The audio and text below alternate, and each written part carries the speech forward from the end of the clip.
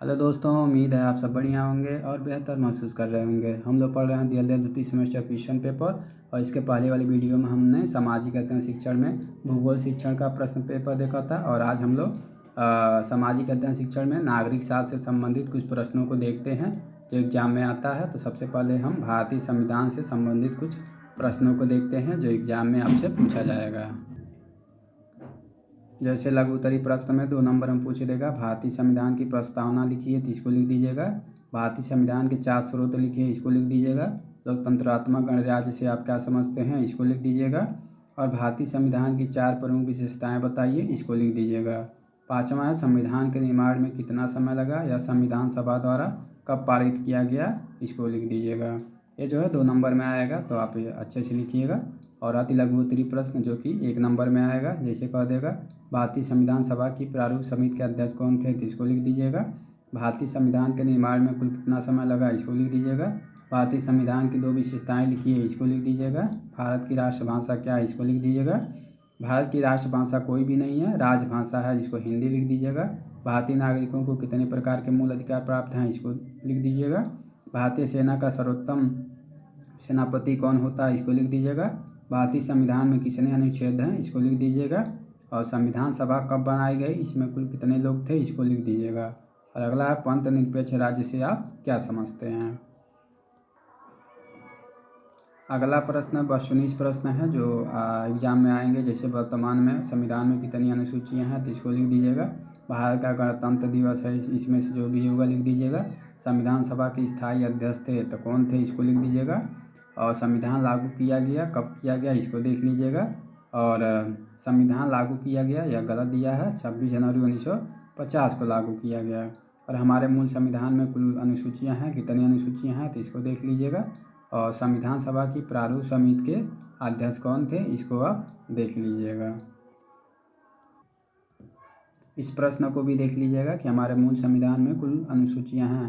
तो हमारे मूल संविधान में कुल कितनी अनुसूचियां थी, 8 थी। लेकिन अब जो संविधान है उसमें 12 अनुसूचियां हैं, इसको आप देख लीजिएगा।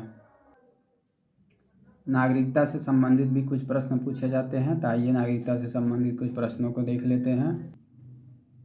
जैसे 2 नंबर में पूछ देगा, नागरिक समाप्ति के कारण बताइए। ठीक है, नागरिकता समाप्ति के कौन कौन से कारण है, इसको बताइए। नागरिकता का अर्थ या महत्व बताइए, तो इसको बता दीजिएगा। नागरिकता प्राप्ति के संवैधानिक उपलब्धि क्या है, इसको देख लीजिएगा। और अति लघु उत्तरी प्रश्न में पूछेगा, एकल नागरिकता से क्या तात्पर्य है, इसको लिख दीजिएगा 1 नंबर में। और स्वतंत्रता के अधिकार के अंतर्गत आने वाली 2 स्वतंत्रताओं का उल्लेख कीजिए, तो आप इसको देख लीजिएगा। इसमें आपसे मौलिक अधिकार या मौलिक कर्तव्य से संबंधित भी कुछ प्रश्न पूछे जाते हैं, तो आइए इसको भी देखते हैं।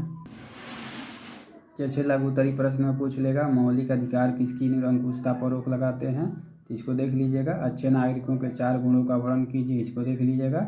और हमारे मौलिक कर्तव्य कौन कौन से हैं, इसको देख लीजिएगा। और अति लघु उत्तरी प्रश्न में मूल अधिकार किस पर बल देते हैं, इसको देख लीजिएगा। और स्वतंत्रता के अंतर्गत आने वाली 2 स्वतंत्रताओं का उल्लेख कीजिए, इसको देख लीजिएगा। और एक वस्तुनिष्ठ प्रश्न है, कौन सा मूल अधिकार नागरिकों को प्राप्त नहीं है, 3-4 में से जो भी होगा उसको आप देख लीजिएगा। अब राज्य के नीति निर्देशक तत्वों से संबंधित भी कुछ प्रश्न आते हैं, तो आइए उसको भी देखते हैं। जैसे लघु उत्तरी प्रश्न में पूछ लेगा, नीति निर्देशक सिद्धांतों या तत्वों का क्या अर्थ है, इसको बताइए। और राज्य के नीति निर्देशक तत्वों में से किन्हीं 2 का उल्लेख कीजिए, तो इसको कर दीजिएगा। और अति लघु उत्तरी प्रश्न में पूछ लेगा, मूल अधिकार या नीति निर्देशक तत्वों में से कोई एक अंतर बताइए, इसको बता दीजिएगा। और राज्य के नीति निर्देशक तत्वों की उपयोगिता अथवा महत्व का एक वाक्य में लिखिए। ठीक है ना, तो इसके महत्व को लिख दीजिएगा। और किन्हीं 2 नीति निर्देशक तत्वों के नाम बताइए, तो इसको बता दीजिएगा। उपभोक्ता जागरूकता से भी संबंधित कुछ प्रश्न पूछते हैं कि उपभोक्ता जागरूकता क्या है, इसके बारे में बताइए, तो आइए इसको भी देखते हैं। जैसे लघु उत्तरी प्रश्न में पूछ लेगा, उपभोक्ता का क्या अर्थ है, उपभोक्ता शोषण से आप क्या समझते हैं, इसको बताइए।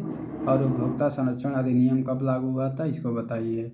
अति लघु उत्तरी प्रश्न में उपभोक्ता अपनी शिकायतें कहाँ पर कर सकता है, तो इसको बताइए। तो 1 नंबर में और या 2 नंबर में आपसे पूछा जा सकता है। अगला अध्याय है भारतीय अर्थव्यवस्था में कृषि का योगदान, इससे भी संबंधित प्रश्न पूछे जाते हैं। जैसे पूछ लेगा लघु उत्तरी प्रश्नों में कि भारतीय कृषि की क्या विशेषताएं हैं, इसको बताइए। हरित क्रांति से आप क्या समझते हैं, इसको बताइए। और अति लघु उत्तरीय प्रश्न पूछ देगा कृषि विकास हेतु सरकार द्वारा अपनाए गए उपाय बताइए और भारतीय कृषि नीति से आप क्या समझते हैं इसको बताइए। और हरित क्रांति का भारतीय कृषि पे क्या प्रभाव हुआ है इसको बताइए। अगला अध्याय है मुद्रा। मुद्रा से संबंधित भी प्रश्न पूछे जाते हैं, तो आइए देखते हैं कौन कौन से प्रश्न मुद्रा से संबंधित पूछे जाते हैं। लघु उत्तरीय प्रश्नों में देखेंगे मुद्रास्फीति तथा मुद्रा संकुचन में अंतर लिखिए, इसको लिखिएगा। ग्रेशम के नियम की व्याख्या कीजिए, तो ग्रेशम के नियम की व्याख्या कर दीजिएगा 2 नंबर में। अति लघु उत्तरीय प्रश्न पूछ लेगा शाक मुद्रा के प्रचलित रूपों के नाम लिखिए। शाक मुद्रा के कौन कौन से प्रचलित रूप हैं उसको लिख दीजिएगा। कुछ वस्तुनिष्ठ प्रश्न भी इसमें पूछे जाते हैं, जैसे बैंक ड्राफ्ट है, बैंक ड्राफ्ट क्या है इसमें से देख लीजिएगा। बैंक संकुचन का कारण है, इसमें से जो भी होगा उसको देख लीजिएगा। और चेक के कौन कौन से रूप हैं उसको देख लीजिएगा। और कीमत स्तर में निरंतर वृद्धि कहलाती है, इसको देख लीजिएगा। और निम्न में कौन सा मुद्रा का प्रमुख कार्य नहीं है, इसको इन चारों में से इसको देख लीजिएगा। अगला है भारत का औद्योगिक विकास एवं प्रमुख उद्देश्य, इससे संबंधित भी कुछ प्रश्न पूछे जाते हैं। जैसे लघु उत्तरीय प्रश्न पूछ देगा औद्योगिकीकरण क्या है, ठीक है ना। औद्योगिकीकरण का अर्थ लिखिए, तो 2 नंबर में लिख दीजिएगा। अति लघु उत्तरीय प्रश्न पूछ लेगा औद्योगिकीकरण का अर्थ लिखिए। कुटीर उद्योग किसे कहते हैं, कुटीर एवं लघु उद्योग का महत्व लिखिए। अगर लघु उत्तरीय प्रश्न पूछेगा औद्योगिकीकरण का अर्थ लिखिए तो इसको विस्तार से लिखिएगा।